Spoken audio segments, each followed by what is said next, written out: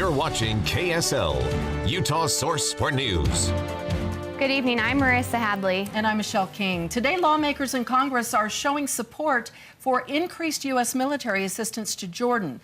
This in the wake of the murder of a Jordanian pilot killed by the Islamic State group. Meanwhile, outrage in Jordan calling on the government for retaliation. Jordan executed 2 jihadist prisoners who were connected to ISIS. One of them was the woman Islamic State militants had demanded to be released, part of a prisoner exchange for the Jordan pilot. The other, a former top aide to the deceased leader of al-Qaeda in Iraq.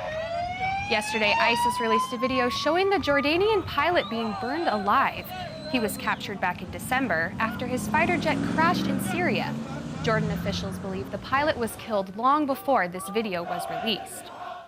Today, there is also a growing concern for an American aid worker who is in the hands of Islamic State militants. The 26-year-old woman was captured in Syria while helping refugees.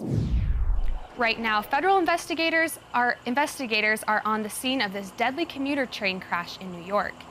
Investigators say the commuter train, carrying hundreds of people on board, smashed into an SUV that was stopped on the tracks at the crossing. The crash last night killed 6 people, 5 train passengers and the driver of the SUV. 15 people remain hospitalized. Witnesses tell police the driver at one point got out of the vehicle after the crossing gates came down around her. She then got back in and was trying to drive forward when she was hit. Investigators are trying to find out why the SUV that triggered the wreck stopped on the tracks in the first place.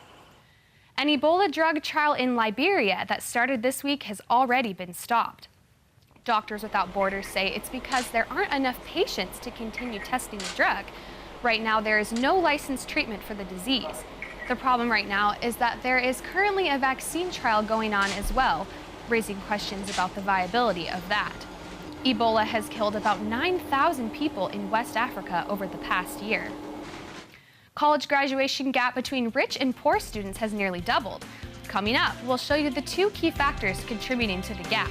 And can you name the 6 things you're wasting your money on? Coming up, we're taking a look at what most Americans are spending their cash on and ways to avoid the problem.